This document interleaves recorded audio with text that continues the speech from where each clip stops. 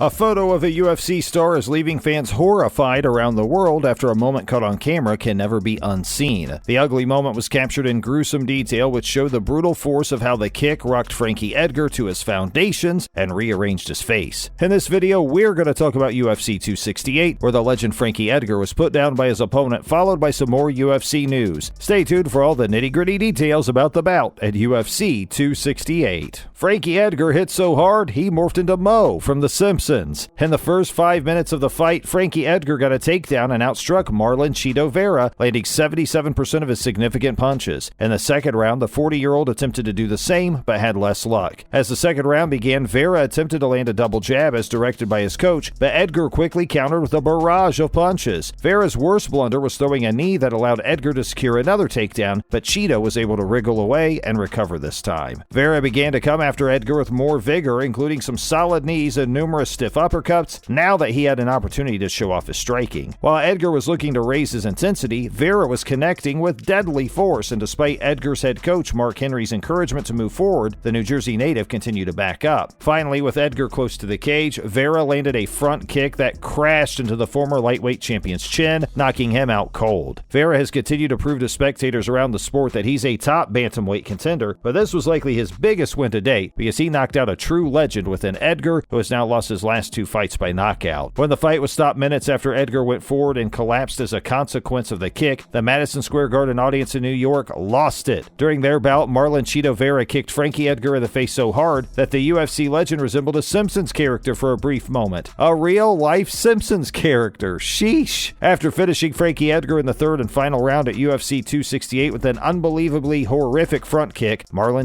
Vera gave his best Anderson Silva and Lyoto Machida impression. Vera put in a terrific performance, displaying newfound confidence in his striking after working relentlessly with head coach Jason Perillo. Vera uncorked the front kick that struck Edgar in the jaw and left him crashing to the mat at 350 in the third round, proving that the training sessions paid off. Edgar, who was known for his excellent boxing skills, was quick to build up his combinations and kept Vera guessing with his takedowns. Frankie Edgar displeased by the referee. The fight was stopped at 3 minutes and 50 seconds of round 3, and Edgar wasn't happy with referee Todd Anderson for waving the fight off at that time. When reviewing the battle on his Champ and the Tramp podcast, Edgar said, "I lost the fight, that's done." He was proud of his work, his team, and the way he prepared to do things properly. He felt completely prepared for the battle and was performing admirably, particularly in the opening round. The second round was a little tighter between the two combatants, but in the third round he believed he was doing pretty well and began pushing up the tempo, landing a lot of punches, but he was clearly hit with a front kick that knocked him out. According to Edgar, his troubles with Anderson, the UFC 268 referee, started before the fighters ever walked out to the octagon. Edgar, a 28-fight UFC veteran, was supposedly irritated by Anderson's diligence in going through the regulations in the locker room. Anderson has previously worked significant UFC events, most notably UFC 208 in Brooklyn in February 2017, where he was heavily rebuked by UFC President Dana White for uncalled fouls in the featherweight championship main event between Germaine de Randamie and Holly Holm. The issue was subsequently addressed by the New York State Athletic Commission, which stated that the UFC had no objections towards Anderson's judgment. At Saturday's post-fight press conference, though, White backed Anderson's stoppage, saying, "I love Frankie Edgar, but he's wrong. It was a great stoppage." Following a nasty finish against Corey Sandhagen in February, this marks Edgar's second consecutive knockout loss. Edgar was knocked out clean by a flying knee in the recent matchup, and while Vera clearly wounded him, he believes he was in much better form this time to continue fighting if the referee had not stopped the bout. Vera thought the Simpsons picture of Edgar was disrespectful. Marlon